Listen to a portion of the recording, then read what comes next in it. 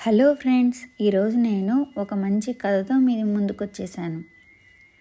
మరి కథలోకి వెళ్ళే ముందు ఛానల్ని సబ్స్క్రైబ్ చేసేసుకోండి. మరి ఈరోజు కథ పేరు ఏంటంటే నవ్వు అందం. సిరిపురంలో శ్రీధవుడు అనే భాగ్యవంతుడున్నాడు. అతనికి కూర్చొని తిన్న తరతరాలకు తరగని ఆస్తి ఉంది. కానీ నిత్యం అతనిని ఒక సమస్య వేధిస్తూ ఉండేది. అదేంటంటే ఆయన చూపులకు పరమ వికారంగా ఉండేవాడు. తన రూపం అందంగా మారాలని వైద్యులు చెప్పిన రకరకాల మూలికలు మింగాడు. ముఖానికి ఏవేవో పసర్లు పూసుకున్నాడు. ఎందరో దేవుళ్లకు పూజలు చేశాడు. కానీ ఏం ప్రయోజనం లేకపోయింది. ఒక బైరాగి శ్రీధవుడి తీరని సమస్య విని, నాయనా, ఈ రూపం నీకు దేవుడిచ్చింది. దీన్ని మార్చాలనుకోకు. దైవకృప వల్ల నీ దగ్గర తరగని నిధి ఉంది. దాన్ని ఉపయోగించి ఇతరులకు మేలు కలిగించే పనులు చేయి. అప్పుడు అందరికీ నీ రూపం తప్పకుండా అందంగా కనిపిస్తుంది అన్నాడు. తన డబ్బును తనకి తప్ప ఇతరుల కోసం ఖర్చు చేయడం శ్రీధవుడికి ఇష్టం లేదు. అందుకని ఆయన బైరాగిని మరేదైనా ఉపాయం చెప్పమని కోరాడు. బైరాగి కాసేపు ఆలోచించి, హరిపురంలో ఉన్న మాధవుడు నీకంటే వికారంగా కనిపిస్తాడు. కొన్నాళ్ళు అతడి వెంట ఉంటే నీ రూపం నీకే అందంగా కనిపిస్తుంది. గీత ఇంకాస్త పెద్ద గీత పక్కన చిన్నదే కదా అన్నాడు. శ్రీధవుడికి ఈ సలహా బాగా నచ్చుతుంది. అతను కొంత డబ్బు తీసుకొని హరిపురం వెళ్ళి మాధవుణ్ణి కలుసుకుంటాడు. మాధవుడు నిజంగానే పరమ వికారంగా ఉన్నాడు. అతన్ని చూడగానే శ్రీధవుడికి పరమానందం కలిగింది. వెంటనే తనతో సిరిపురం వచ్చేయమని మాధవుణ్ణి కోరతాడు. మాధవుడు పేదవాడు. అతడికి పూట గడవడం కష్టంగా ఉంది. రెక్కాడితే గాని డొక్కాడని అతడికి శ్రీధవుడు రోజు ఊరికే కూర్చోబెట్టి తిండి పెట్టి పోషిస్తానన్నాడు. అయినా అతడు రాననేసరికి శ్రీధవుడికి ఆశ్చర్యం వేసింది. కారణం అడగగా, ఈ ఊళ్ళో అందరికీ నేనంటే ఎంతో ఇష్టం. ఇక్కడ నేనెంతో సంతోషంగా ఉన్నాను. అందువల్ల ఈ ఊరు వదిలిపెట్టి నేను రాను అన్నాడు మాధవుడు. డబ్బున్నా తనకు లేని సంతోషం మాధవుడికి ఎలా వచ్చిందా అని శ్రీధవుడు మరింత ఆశ్చర్యపడ్డాడు. అదీగాక డబ్బు లేని మాధవుణ్ణి ఊరంతా అభిమానిస్తుందన్న విషయం కూడా ఆయన ఏమాత్రం నమ్మలేదు.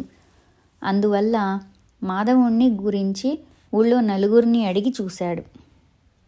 మాధవుడు పరోపకారి అని కొందరన్నారు, మంచివాడని కొందరన్నారు, మహాభక్తుడన్నారు, మరికొందరు నిస్వార్థపరుడని కూడా అన్నారు. కానీ కురూపి అని ఒక్కరు కూడా అనలేదు. ఉండబట్టలేక శ్రీధవుడే ఆ ప్రసక్తి తేగా, ఒక ఆయన ఏమో వాణ్ణి చూడగానే వాడి మంచి బుద్ధులే గుర్తొస్తాయి, రూపం గురించి ఎవరూ ఆలోచించడం లేదు అనేశాడు. ఆ మాట నిజమే.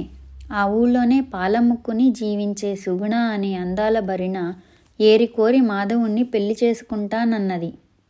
శ్రీధవుడు వెళ్ళి సుగుణను కలుసుకొని ఆమె అందం చూసి మూర్ఛపోయాడు.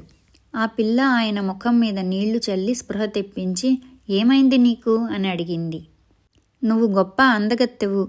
నిన్ను నేను పెళ్లి చేసుకుంటాను. ఆ తర్వాత నుంచి నువ్వు పాలముకోనవసరం లేదు. నా దగ్గర తరగని సంపద ఉంది. నువ్వు మహారాణిలా జీవించవచ్చు అన్నాడు శ్రీధవుడు. నేను మాధవుణ్ణి ఇష్టపడ్డాను. వాడితోనే నా పెళ్లి అన్నది సుగుణ. మాధవుడు నాకంటే అందగాడు కాదు, నాలాగా డబ్బున్నవాడు అసలే కాదు.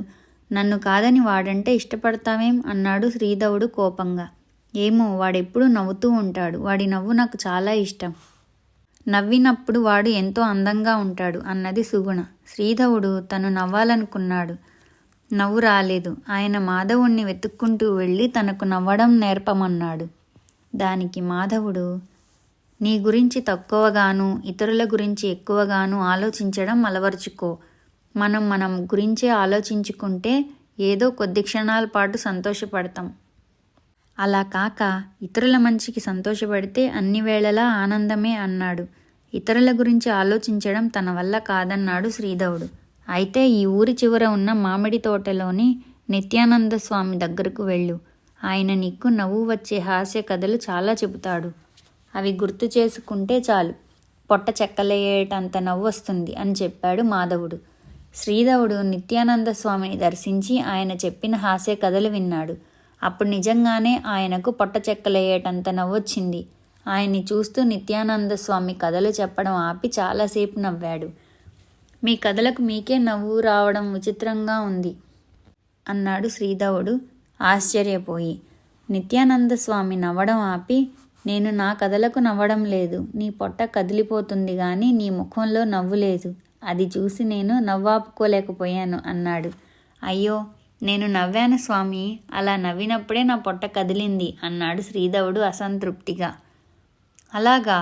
అయితే నవ్వినా నీ ముఖంలో తేడా లేదు. నీ మనసులోని స్వార్థభావాలే వికారంగా వెలువడుతున్నాయి. అందుకే నీ నవ్వు తెలియడం లేదు. ఏం చేయగలం మరి అన్నాడు నిత్యానంద స్వామి సాలోచనగా. శ్రీధవుడికి అప్పటికి విషయం పూర్తిగా అర్థమైంది. ఆయన సిరిపురం తిరిగి వెళ్ళి ఊళ్ళో 10 మందికి మేలు కలిగే పనులు చేయడం మొదలుపెట్టాడు. ఆ తర్వాత ఆయనను తను కురూపినన్న వాస్తవం ఏమాత్రం బాధించలేదు.